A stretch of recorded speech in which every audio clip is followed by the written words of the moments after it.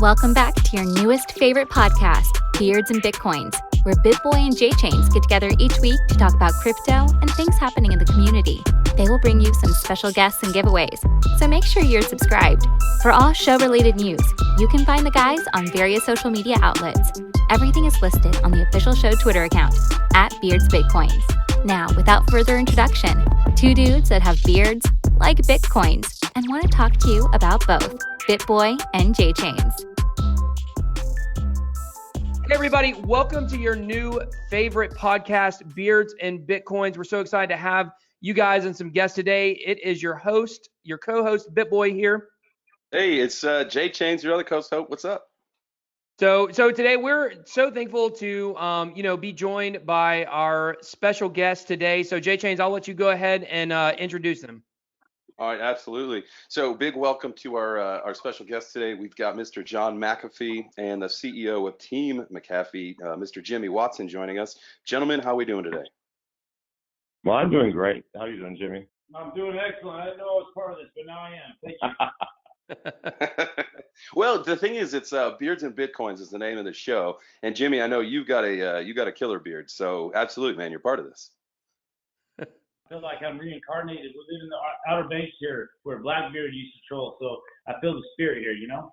Not only does he have a killer beard, he also has a mohawk. When Jimmy first signed on, he had slicked back hair like a 1957 a gangster with a ducktail. It spooked me out. I finally said, "Damn it, grow a mohawk, I'll feel better." Was he rolling up packs of smokes in his sleeve as well? I'm sorry? I was just throwing a joke. I said, was he rolling the cigarette pack in his sleeve, like the old? Oh, absolutely. Absolutely. He was a spooky man, I want to tell you. Well, we're glad that you guys joined us. One of the things that we like to do when we start the show is say anything that happened in your week, or for instance, something that happened on Twitter that you might want to shout something out. Like, for instance, I've been chatting. There's this personality on Twitter, Crypto Coffee. Kristen_Caldwell is her screen name. She's been throwing out some funny things. We have a common like of coffee and crypto. So what's up, Crypto Coffee? What about you, BitBoy? What you been checking out?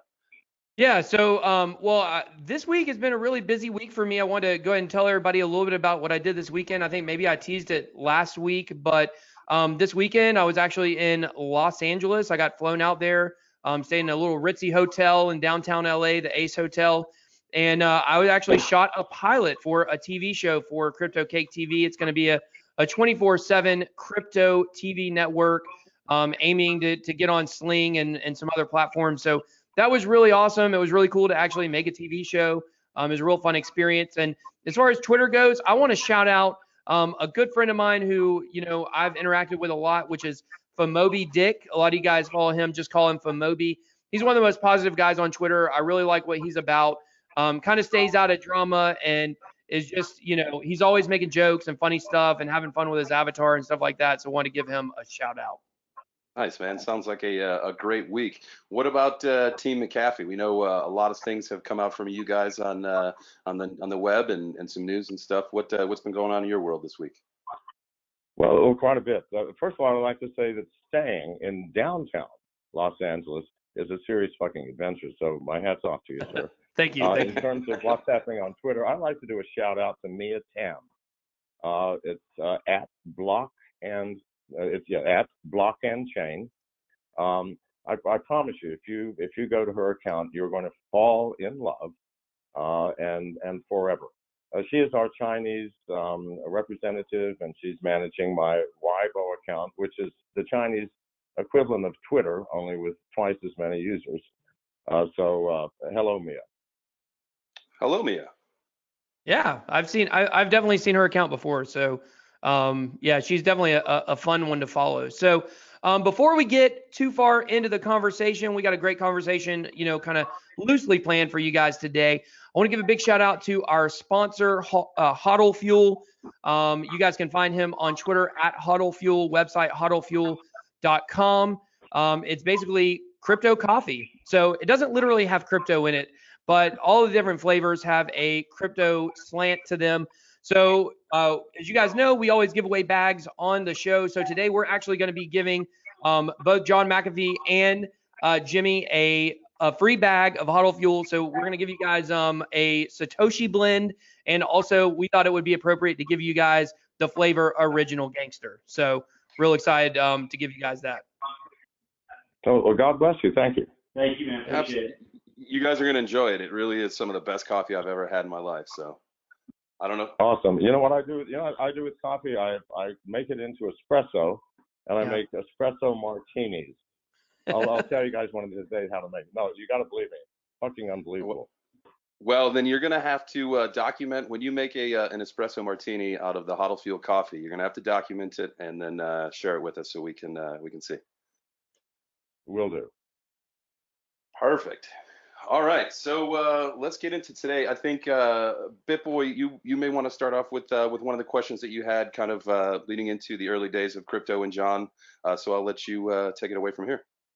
Yeah, so I mean, I really had basically two questions that I wanted to go over with you guys about stuff that I was really interested in. Obviously, we had the altcoin, bull run, and of course, Bitcoin was included that too back before Christmas. And I want to know, like, John, how you first got involved in crypto. When was the first time you heard about it?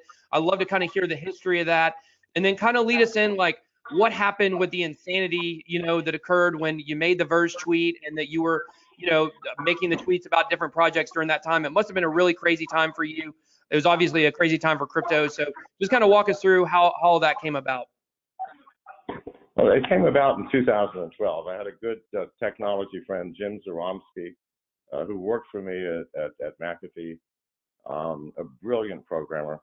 And I was living in Belize, and he gave a call saying, I'm into mining now. And I thought, mining? What the fuck? Mining? And then, he explained what it was, and he said, you've got to read this paper. He sent me Satoshi's paper. I took a look. I didn't even bother to read it. I said, good God, I'm not reading this piece of crap. He called me a week later and said, what did you think? I said, I didn't read it. He said, I'm not going to talk to you again until you read it. So I read it. And as soon as I read it, I saw instantly the incredible mathematical beauty of what this gentleman or a group of people, whoever the fuck it is, had done. And I read it again to make sure that I understood every single element. And instantly, I understood what the implications of the blockchain was. And instantly, I thought, what if the blockchain had been applied to history? Because what is history?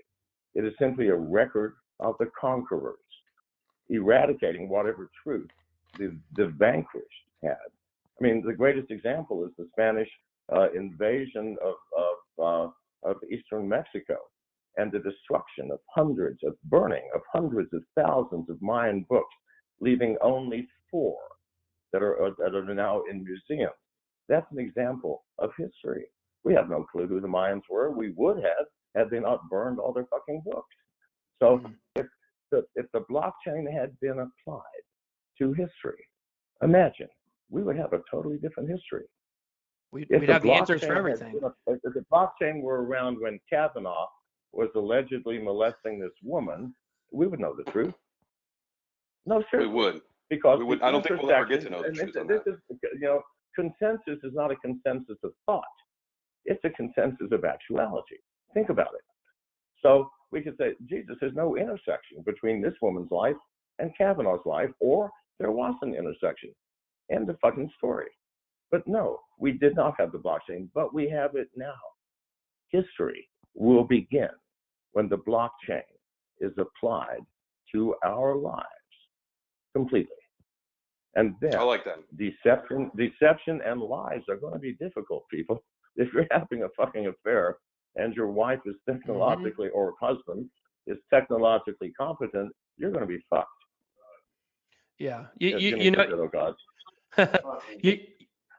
John, that's really interesting that you bring that up, because something I've been on, like, my YouTube channel and on my platform, I've talked about a lot, is how, blockchain is going to be great for people that are honest and transparent, but it's going to be, like, really bad for trolls and people that are scamming. Like, even though, yeah, and thieves and gangsters and everybody else. The world is going to change, and it's not going to change in a very soft and peaceful manner. Right. It's going to be a We'll bloody rip it off. war. Yeah, it's going to be a bloody war with a Indeed. lot of casualties. Yeah. Absolutely. So, well, cool. Well, if you could kind of just follow, that's really cool. Obviously, the first time the white paper got in your hands, I think anybody would think it was a boring read. But so kind of talk to us a little bit, like I mentioned before, about how that kind of led into you getting more heavily involved in crypto in terms of social media. And I say Vert specifically, but how a lot of the projects started reaching out to you. Like, kind of talk about what that was like back in December for you. Okay, well, I didn't really get involved in crypto to the point that it overwhelmed everything else until about a year ago, because I'm a cybersecurity person, and that's been my life, that's been my love, that's been my work. There is no greater, and I'm not tooting my own fucking horn. Google sometimes cybersecurity legend. I come up in the top 100 as the only one in the top 100 on Google. Love it. So I do know, you got to believe me, I do know my work love. So it took me a while, if you're focused in one area and you love that area, it's hard to move you to another. But what happened is in about 2 years ago, I became the CEO of a public company, the New York Stock Exchange company called MGT. And we got into mining. I got them into mining in a big time. We were about one of the 10 largest miners in the world. 6,000 Bitmain S9s. That's a lot of computing power. That's a lot of gear. Our electric bill was millions of dollars per month. And in that process, I realized that the most insecure part of the digital world was cryptocurrency and the blockchain. While the blockchain itself is reasonably secure, the applications built upon it were built by people largely ignorant of cybersecurity issues. And that's why we had things like hundreds of millions of dollars of easy theft. When I say easy, I mean, it did not take a top-class hacker. I mean, some mediocre hacker could go and steal millions of dollars instantly. So then that was the segue. I realized, you know what? Cybersecurity is my specialty. And what branch of the digital world needs me more than any other? Well, hell yes, the blockchain and the applications built upon it. So that was the shift. So starting about a year ago, I abandoned just plain old cybersecurity, and I became the cybersecurity specialist for blockchain applications. And from there, it moved into where we are now. God knows where we are now. It's all confusing, isn't it, people? It's the Wild West. Pardon? Well, it's funny you say the Wild West, because I've actually started to kind of reverse my thinking on, that's the common phrase we hear all the time, right? Like it's the Wild West of crypto right now. And, I think some of that may be based on, if you go back to the Wild West, when the actual Wild West was a thing, like counterfeit money was like absolutely rampant everywhere, because all the banks had their own, printed currency and stuff like that. And so, right. Right. But I've actually started to think that we're really still in the wild, wild west of the internet. Like the future of where the internet is going to go because of blockchain technology and the transparency over the next 20 to 30 years is going to be outrageous. And I think, like I was talking earlier with the trolls, like 30 years from now, we're going to look back on people creating social media accounts for the purpose of like trolling, even young girls on like the Musical.ly app is like, that's a thing that would never happen anymore. So, definitely very interesting times where you've come from and where we're at right now. And I think even if you go to like the SEC and the CFTC trying to decide, what's a security and what's a commodity, like nobody even knows what cryptocurrency is at this point. Like we don't even really know how to put it in a box. So I think that really talks about the disruptive power that it has. Well, I think the internet itself, and because of the blockchain, is going to morph into a distributed internet, one which cannot be controlled by anyone, and that's going to be great. Let me tell you my philosophy. You mentioned the SEC and so on. I believe that the blockchain and cryptocurrency are offering the people, citizens, the individual, for the first time in human history, an opportunity to take control of their own lives and free themselves from economic control. Now, what is economic control? Right now, banks, the Fed, the governments, they control the economy. If they control the economy, they control what goes into their own pockets and what goes into yours. If you have total economic freedom, that leads inevitably to personal freedom. If you have personal freedom, you can have no regulations. It will be a world in which no one will protect you other than yourself. I am fighting tooth and nail to keep the blockchain and cryptocurrency unregulated. When we have fully distributed exchanges, it's not going to matter. The government cannot regulate it. What law can you make that is going to in any way impact what crypto enthusiasts do? Nothing. You can't shut down a distributed exchange. You don't know where it is because it's everywhere. No one's controlling it, so you can't issue a subpoena. Nothing will stop this. If, however, we start now accepting regulations, we're fucked. This is why we have created the McAfee Alliance and why we are trying to show the world we can control ourselves, not through regulation, but through information. If you have information that there is an exchange that's stealing from everybody, and everybody knows that, do we need a regulation? No, we just need common sense and information. If we provide that, we don't need to regulate anything. If there's someone stealing money and everybody knows it, they lose all of their customers and they disappear. How simple is that? Regulations protect the least common denominator. What is the least common denominator? The fools that are incapable of protecting themselves. So if we protect them from one thing, they will foolishly get lost in something else. You cannot protect a person from themselves. It can't be done. And if we are free in terms of choice for what we use, and we may have thousands of choices, then it can't be regulated anyway. Because look at, the prohibition in the 1930s saying you may not drink alcohol. Well, fuck me, we consume more alcohol during that period than in any history, any point in American history.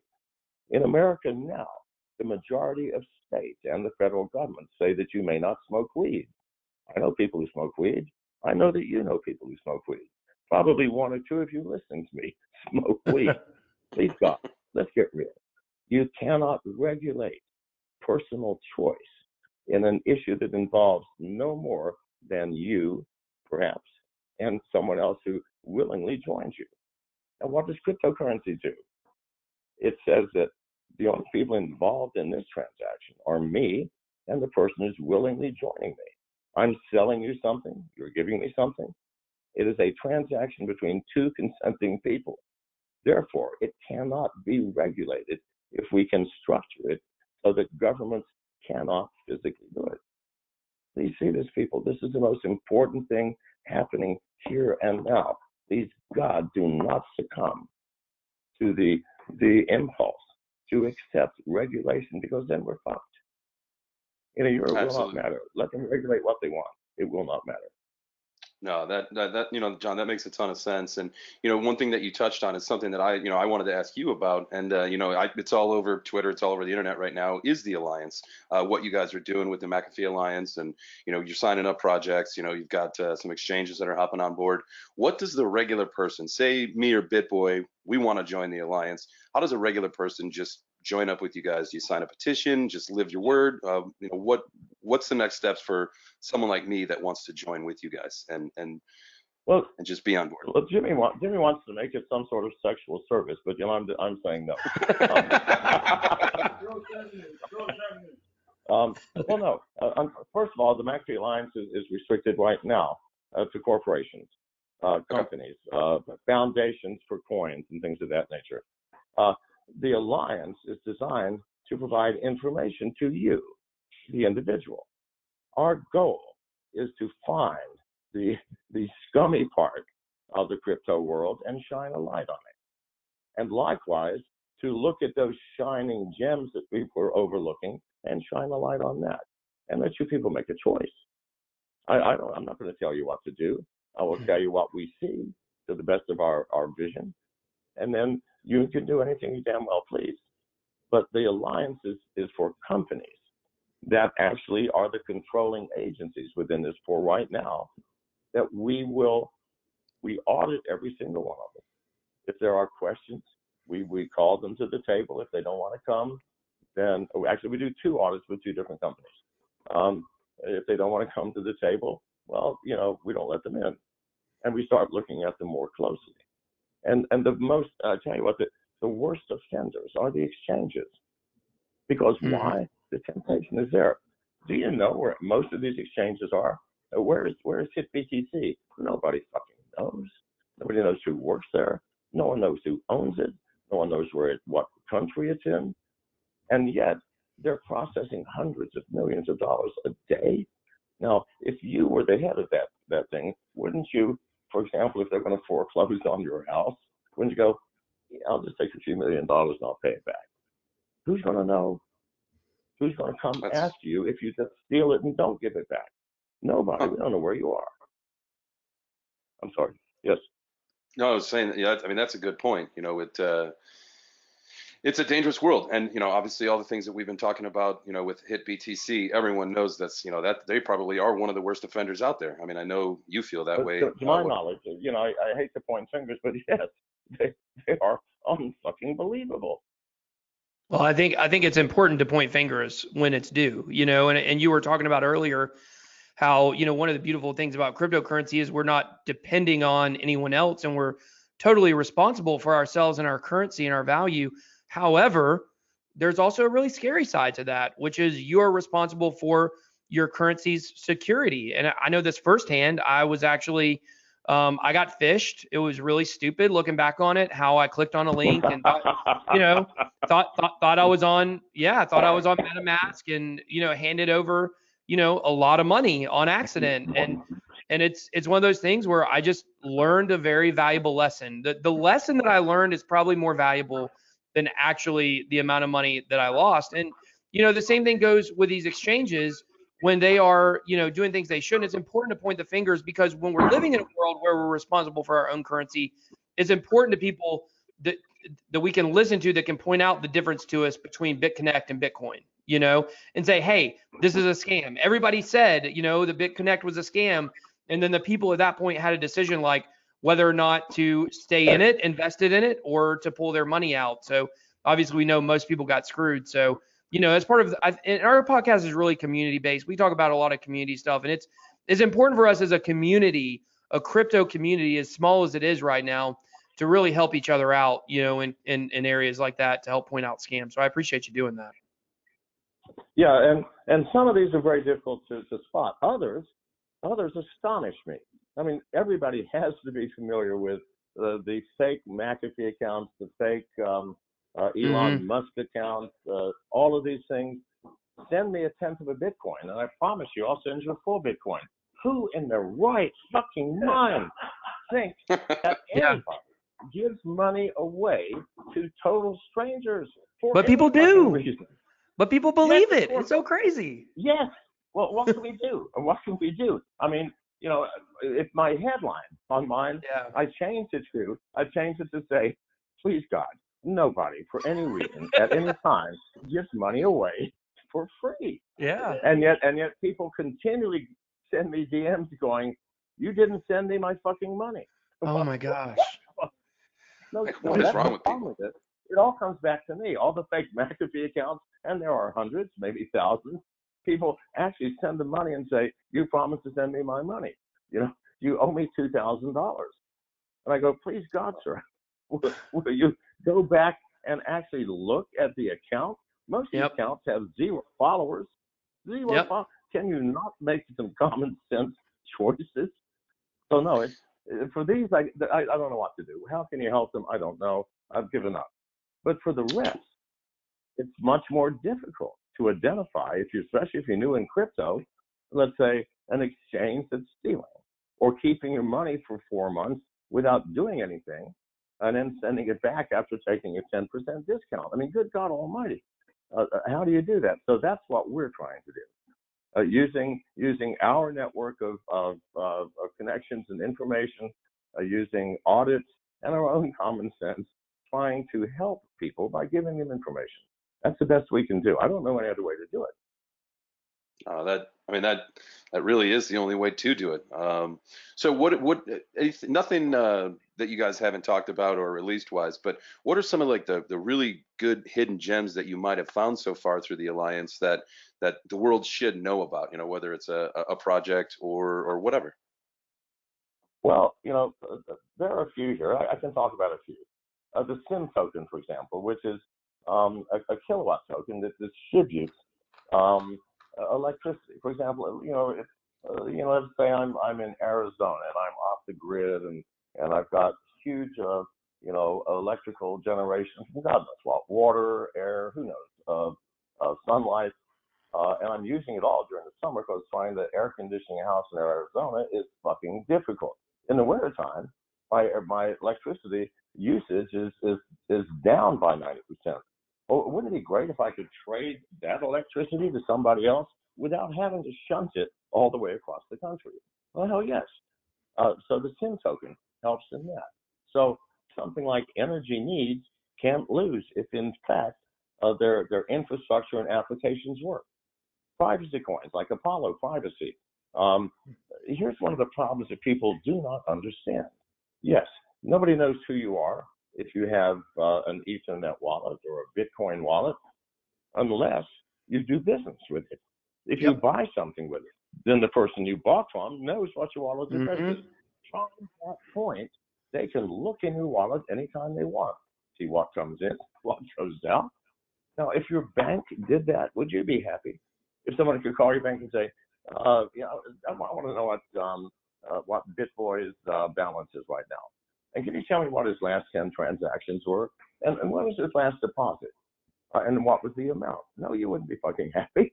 And yet, with most things, you can do that. The privacy coins, things like Apollo, things like Monero, been around forever, okay?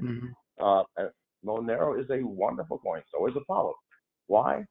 Because there is simply no way that anybody will ever know what you are transacting. And Lux, by the way, is another one that just came to mind, that you're transacting other than the single transaction that you made with that person. They can't find your IP address. They can't get into your wallet. Nothing. Do you think that these will not eventually become the coins of use? I mean, I do, and maybe you disagree. Maybe people don't care if people are watching everything that you do with your money. Well, I care. So Apollo, privacy coin, Lux, absolutely, Apollo, Lux, Monero, and the healthcare field. Who are the richest companies in this world? Healthcare companies. Companies like Docademic, which allows you to push a button on an app and say, I just fell down, I may have broken my arm, and the doctor comes on, takes a look at it, and says, well, show it to me. You put the camera on it, and it goes, it looks like, I don't see anything broken there, but maybe you want to get an x-ray. But more, they have a new app called Cool Emotions. Let's say you come home one day, your wife is gone. So is your dog. You call your bank, the money's gone. Your truck is gone, and you find out she ran off with your neighbor. You might feel like, I'm going to jump off of a fucking bridge, right? So you're on the bridge, and you go, what options do I have? And you remember, oh, wait, I've got that academic app, Cool Emotions. You press the button, and for free, a psychologist shows up. What's happening? Yeah, I'm about to throw myself off the bridge. My wife left me there, and the guy goes, well, let's talk a minute. Why don't you just step down, don't get hit by a car, and let's just chat. Good God, do you realize the power of this, sir? So that's academic. So what I do is I look mostly at application areas. What does the world need? Well, fuck me, we sure are worried about power, and we should be worried about privacy, and everybody is worried about health. So these are the things and in each of these areas, these are the solid gems. Nothing can approach the academic in the healthcare field. Apollo is, I think, really close to the top in privacy. A SIM token for electricity, yes. And anybody can do this. You know, please don't take this as investment advice. Do it yourself. Look around you. What would you like to improve in your life? Then start looking for a token that could do that. Please, it's not rocket science. Investing is a long-term thing where you see a need. These people that invest in the token one day and want to sell it the next, they are harming us. No, look out 2, 3, 4 years and see what's going to happen. I promise you, the medical field and the blockchain are going to be winners. The privacy field and the blockchain are going to be winners. The energy field and the blockchain are going to be winners. Any fool can see this. Absolutely. Hey, and you bring up a good point, John. One thing to anybody that's listening here, and everyone that's listening here, make sure you always do your research. This is not financial advice. Do your own research, like John said. Figure out what fields you want to what you want to get into, and then make sure that you're doing your own research. Quickly, about Apollo, I work for an exchange, and one of the first tokens that we did list was Apollo. I think Stevie and his team are fantastic. You know, they do a great job on their platform and their programs. So hats off to you. I know you just recently signed on as a chairman for that organization. Is that correct? I did, and the reason I did is because the management is serious. Here's one of the other problems in the cryptocurrency blockchain world. Most of these companies are run by 20-year-old kids, all right? Yeah, with no business experience. Yep. With no business experience, without understanding that people in business who've been in a long time are going to fucking rape you, because that's what it's all about. And they need mature advice. Well, Apollo already had that. I mean, Apollo had, because I don't have the time to mentor people or instruct people or to teach people. Goddamn, I'm 73. Well, Apollo needed none of that. And so, yeah, they've got an awesome management team. And really, you know, I've run now 2 public companies, one on the NASDAQ, one on the New York Stock Exchange. It is experience that is going to matter, always. And when people invest initially, especially venture capitalists, they don't invest in your technology, they invest in the people. They check out who are you and what can you do, because you're going to be running a company. And so checking out these people is like, fuck yes, I'll work with you guys. Yeah, that's cool. One thing I wanted to ask you while we're on the topic of talking about all these different projects, I mean, you brought up some privacy coins, Apollo, Monero. Monero's the one I'm probably the most bullish on out of all privacy coins. And I think privacy coins definitely have a future. However, we've got so many different coins in so many different areas that are trying to kind of do the same thing. And so one thing that I've talked a lot about on my channel is I believe that crypto is not a bubble, but I believe that we are pumping a cryptocurrency project bubble. And I believe that eventually one day, you know, we will whittle all of these projects down to like maybe somewhere less than 100. What are your thoughts on that? Do you think we can have a world where we have 2,000 different kinds of tokens? You know, where do you fall on that? We're gonna, kind of that argument. We're going to have a world. We're going to have a world where there are 2 million different tokens. Listen to me. About 6 months ago in Kansas, a grade school kid created his own coin, the Billy coin. It became top of the charts in that school. Everybody was fucking using it. What's wrong with having 2 million coins, or 20, or 200 million? Please God, every coin, every token should have a function and a purpose. Just like we have, should there only be one company? Should we end up, for example, with only 3 McDonald's to feed us, General Motors to drive us around, and God knows, and Monsanto to modify our genes? No, please God, let's not have that. Yeah, interesting. That's an interesting take. I've never, you know, I mean, I haven't heard anyone really say they can see a world that's got that many functioning tokens. Well, there's no problem. There is no technology limitation for wallets that can't handle 2 million coins and the conversion between them. And say, where are you now? I'm at McDonald's. Oh, fuck me, I use McDonald's coin. All right, fine. I'll convert a few of these things and get yourself a Big Mac. What's wrong with that? Nothing. Well, cool. Yeah, that's interesting. Yeah, no, that is one thing that where I kind of maybe see a little different on that is, or maybe just a different take, and maybe this might change the way some of us think about it or feel about it, is you kind of like what BitBoy said was, you might have 5 different coins doing the same exact thing in the same field, and obviously everybody likes choices. People are free to make their own choice and choose what works best for them or what appeals to them better. But if you've got 5 competing coins or 5 million competing coins all in the same space, how do you decipher what's going to be the best option for you if you've got that many choices? There'll never be 5 million in the same space. But have you ever been to a shoe store? I have. Yeah. Yeah, I have. I used to work at one when I was younger. Was the only shoes available Nike? No, No. fuck me, you've got hundreds of them. All right. Did Yeah. that bother you? Go, oh my God, there's too many shoes here. No, please God. Let them express themselves. Let them compete. That's what creates progress. Who Yeah, I cares agree with if there's that. 100 coins doing exactly the same thing? People will choose what they want. Please That's a God, good point. let's not restrict this space at all. Let's rejoice when a new competing coin comes out. What does that mean? We're still alive and thriving. Please God, see this. I that's a really good point, and I do see that. And if we're alive, we're thriving, and if you've got choices, that means that we can just keep progressing and move blockchain along. Let's not limit things to no more than 100 competing coins, or no more than 50, or no more than 1,000. No, let people do what they want, and we then get to choose. Don't you? That would be a far better world for me than saying, oh, we don't want more than 5 privacy coins. Bullshit.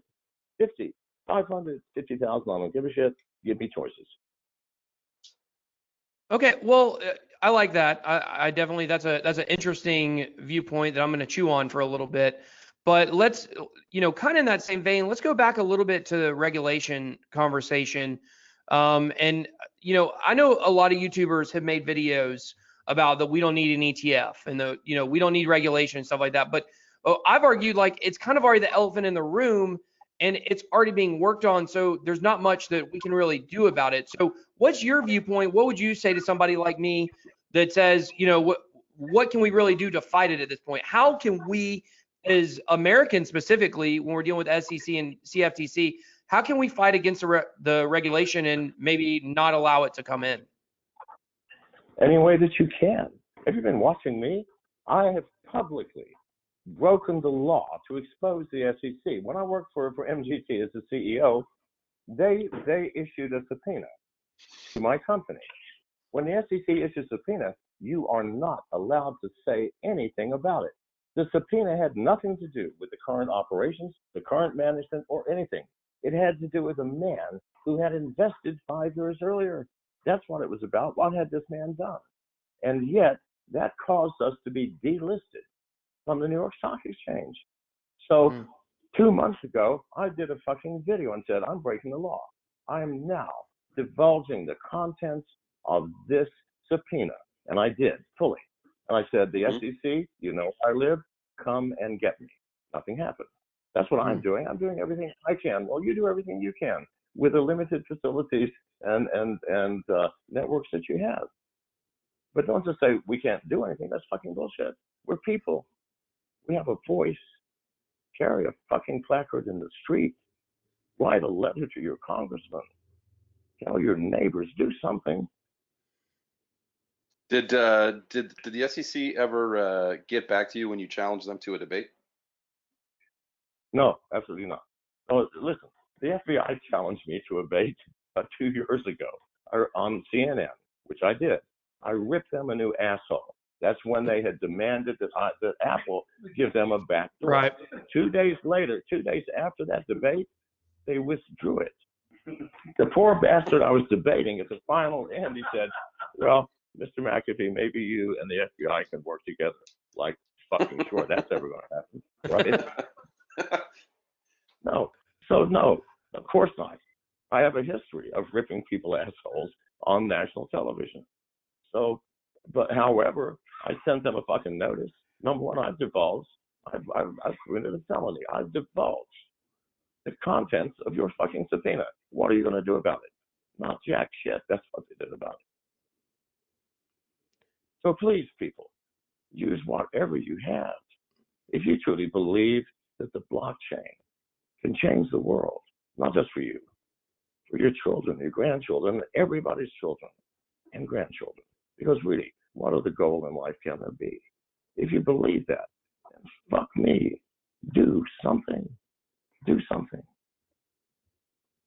That's definitely a good motivator to get out there and do the right thing. Speaking of life changers, and I think once before I'd heard you talk about nootropics, right?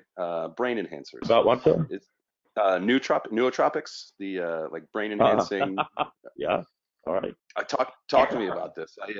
Obviously everyone, I'm sure, or most people have seen the Limitless movie. I know that there's a show about it with Bradley Cooper, all that. But what's your take on those? Have you ever taken them? Do they work? And what's up with them? I have taken every nootropic on the planet, including those that people cannot spell the names of or have never seen.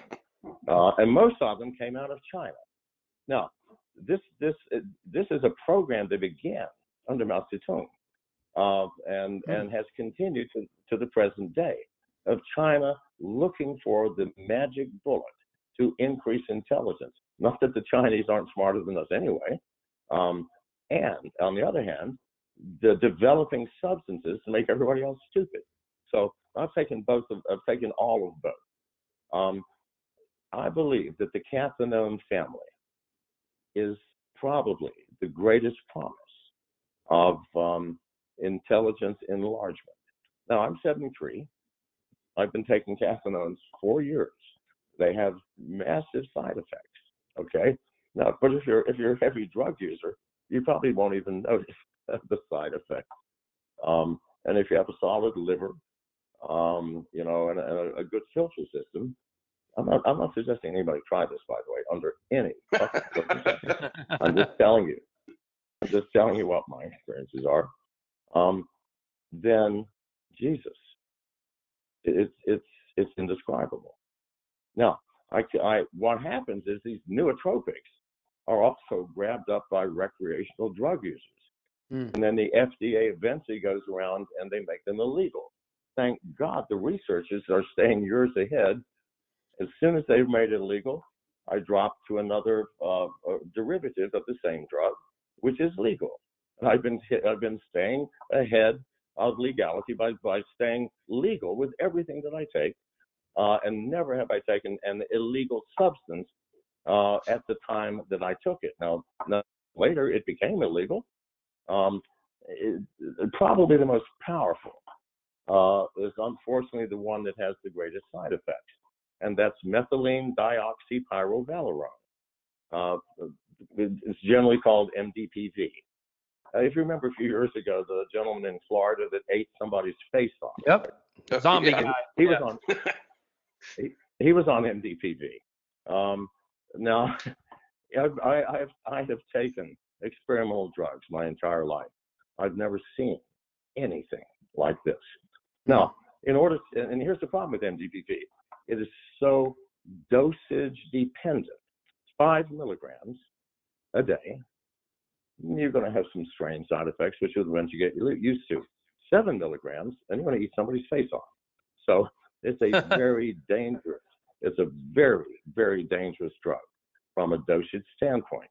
Now that obviously was made illegal about 5 years ago by the Food and Drug Administration. However, if anybody out there thinks that you have taken the ultimate drug, fuck you, you have not.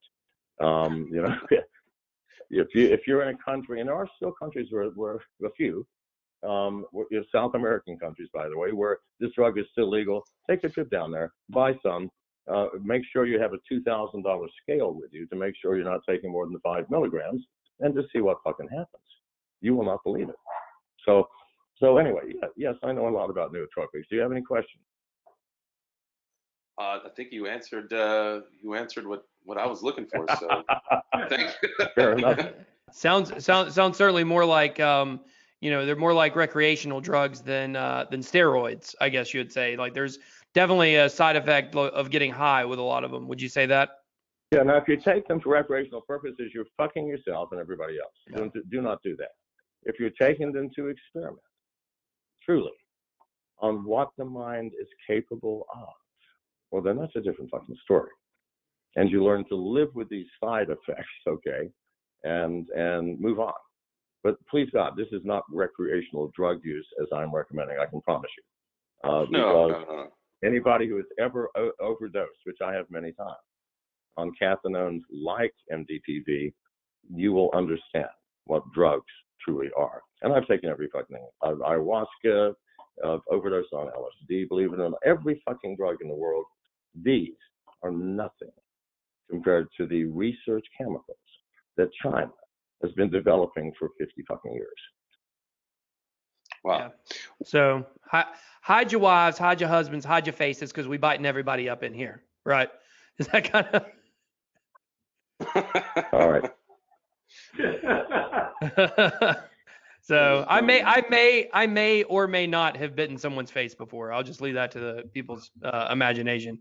But yeah, that's really interesting. It's your business after all. It's not my business. So well, it's yeah. Jimmy does it constantly without any drugs. So well, thankfully, blockchain wasn't around back then, so or else everybody would know. But cool, yeah. So okay. I'd like to also mention what you asked us what we're doing. Okay, actually, Jimmy's doing this. As you may or may not know, I'm running for president, so I'm for legal reasons. Breaking away. Jimmy's now the CEO. I have to distance myself from what's happening. Otherwise, I'll be accused of God knows what. But Jimmy has put all this together. For the McAfee Alliance, I mean, probably one of our most important partners is Coinbase. And we have worked with them. They have fulfilled all of their promises, as have we. We promised people that if you think you are on a corrupt exchange and have proof of what has happened to you, then if you want to delist from that, we will guarantee a listing on Coinbase. And we're listing about 1 coin per day now. And so, anybody out there that's a foundation that has a coin and the exchange is fucking you over. And by the way, I cannot believe, listen, the New York Stock Exchange doesn't cost as much as some of these exchanges. We'd like 100 Bitcoin, please, plus a Lambo for all of us. No, seriously. It's like bribery. What can we steal from you? What can we squeeze out of you to list you? Please, God, there's something wrong with that. But if you're one of these, then I'm sorry? I said that goes against the very idea of cryptocurrency, is centralization Absolutely. and squeezing people, Absolutely. It's totally wrong. So anyway, we've done what we said. We fulfill our promises, and we're trying as best we can to provide information to people, let them make their own choices. Oh, that's awesome. I'll talk with my exchange and Jimmy, I'll get back with you on that and see if they're looking to join. Now, is there anything that prohibits you from joining the alliance if you are a centralized exchange? Not at all. Okay. Not at all. I know that because we don't have to some people it's a dirty word. There are no truly functional distributed exchanges yet. However, I promise you, by the first quarter of next year, there will be many. God. Praise God. Yeah. Well, what are your thoughts? Binance is working on one, right? Yep. I'm sorry? Binance is working on one. Yeah, absolutely. And they said they're coming out in the first quarter of next year. There are quite a few of them. And so is Luxcoin. All right. I'm also the CEO of Luxcoin. We're doing some good shit there. So when the decentralized exchanges get here, the centralized exchanges will simply disappear. Absolutely. Why? The centralized exchanges are a weak link in this exchange, in this entire business. Why? Because the government can shut them down. Centralized exchanges have centralized servers, centralized staff. I can shut you down by just cutting the electricity line. You cannot ever shut down a decentralized exchange because it does not exist in any location. It is a fluid technology that you can take out 25% of all of the servers, which are really your smartphones. There may be 10 million servers on there. Doesn't matter. Nothing changes. It's still functional. So yeah, I just can't wait till they get here, because I promise you, when they come, there'll be the biggest boom in crypto value that you could be ever heard of. I guarantee this. Yeah, I'm going to spend the next couple. I'm going to spend the next couple months loading my bags. I'm sorry? I said, if that's the case, if we're expecting all this to come early 2019, I'm going to spend the next couple months loading up some bags. Well, let me tell you, today, any smart person should be loading up their bags, and it would be hard to pick one which is not going to win. I'm telling you now. So, yeah. And by the way, if you do contact Jimmy about this exchange, do not submit to his sexual demands. I'm just telling you right now. No butt stuff, right? Yeah, I'm afraid what would happen is Jimmy would misspell BitBoy. Oh no! Don't do it! Don't do it! Well, let the audience imagine. Okay, let's let them imagine. So let the audience imagine. I will not say it. All right. Well, cool. So anyway, I've got time for one more question, my friends. Excellent. Okay. Well, go for it, yeah, I was just gonna say, tell us a little. I know, like maybe right before we went on air, we were talking about the tweet that you had yesterday, the presidential tweet and all that stuff. So just real quick, tell us a little bit about your concerns regarding the 911 system and stuff like that. Okay, well, that's probably the most horrific thing that I've seen happen in America in a long time. Because here's what. Okay, so it's called the presidential alert. All right. So now, what does that mean? It means it's from the executive branch and going to everybody. It went to 200 and some million people. They used a facility called the E911 chip, which is mandated for all smartphones since 2012. Now, what was that E911 intended for? It was intended to help you. It could not be used as a spy device. You called 911. Why? Who knows? Maybe a burglar's in your house. Maybe you've been shot. While you're on the phone goes dead. They call you back, send the code, and activate this E911 chip. What does that do? It allows you to turn on the microphone, the camera, get your location. They can listen. Is anybody else in the room? Are there gunshots? Is there noise? The camera they can't change, but whatever it's pointing at, they can see. They dispatch immediately, since they know exactly your location, the police. Meanwhile, they can tell the police, we hear noise in the house, of furniture breaking or something of this nature. God damn, that's perfect. I'll vote for that. However, it only gets turned on if I choose to call 911. Now, I did not choose to call President Trump yesterday and say, would you please help me? No, he just used that facility to send me a goddamn message. Now, you don't even have to send a message. You don't have to make a beep. You can just turn the fucker off. The federal government has co-opted what was a tremendous boon for all Americans by giving us an opportunity for quicker and more useful help at our request. If you dial 911, you should expect them to do everything within their power to help you. When the federal government uses it to say, well, I'm just going to use it to send warnings, that's bullshit. I'm not buying it. And I'm not standing still while this shit goes down. By the way, that tweet had 30,000 retweets. President Trump had a bunch of 7,000 retweets on his account. Now I'm running for president.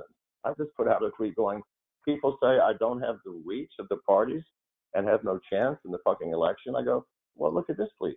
I do indeed. Yeah, that's definitely really cool that you got that much influence. But on the aspect of the tweet, or the presidential alert, it's concerning. I mean, it feels like we're a little past 1984 right now. The book. So Big Brother is watching. So far past 1984. If you read that book, yes, I read the book. Hide in a corner where that big screen couldn't see you. There's no corner to hide in there. That's a great point. That's very true. And there's no way to turn that off, right? I mean, it's on, it's active, and Impossible. it's If you remove that Wow. chip, the phone won't work. There's no way around it. They don't have to plant software. All they got to do is say, AT&T, we're the federal government. We want to send out this. And AT&T says, cool, go ahead. that's Wow. amazing. Oh, it is terrible. Well, that's So definitely anyway, something to. Thank you very much for having me on. Well, And, thank Absolutely. you so much. Thank you for being here, all and right, we and will make sure that we hope send you guys. I've either entertained or put you to sleep, both of which are nice things, okay? We had a great time, and we will make sure to send you that Huddle Fuel coffee so that you guys can try that and make yourself a martini. Yeah, absolutely. And I'll send you guys the recipe. Okay. Perfect. Thanks a lot, John. All right, thanks, guys. Appreciate it. Thanks, Jimmy. Thank you. Thank you both. Take it easy. All right, guys. Well, that was another episode. Pretty action-packed. What'd you think, Jay Chains? Man, that guy he's done some things. He's been some Oh, yeah. places. Holy moly. Yeah, was awesome. we could have talked to him for several hours, and we certainly appreciate him taking an hour out of his super busy schedule to talk with us. That was really cool. So hope you guys enjoyed it, and I guess that's pretty much it for us, guys. That is Jay Chains. Where can they find you out on Twitter? At Colonel Custard, COLCUSTARD, and I know that they can get you at bitboy_hodl. That's on right. Twitter. And check out our Twitter page at Beards Bitcoins. From there, you can find pretty much everything that we do in the space. And yeah, if you got any questions, we're always available. And just one last time, just big shout out to Huddle Fuel for being our sponsor. You can find them at Huddle Fuel and also huddlefuel.com. And until next time, this has been Beards and Bitcoins. See ya. Peace. Well, that's it for this week. Thanks for listening to Beards and Bitcoins. If you like what you heard, show these guys some love and rate review on SoundCloud or iTunes. Also, remember you can always find the guys on social media. The show Twitter page is at Beards Bitcoins. You'll find direct links to BitBoy and JChains from there. Make sure you check for updates, announcements, and contests. Good luck to all who enter. See you next time.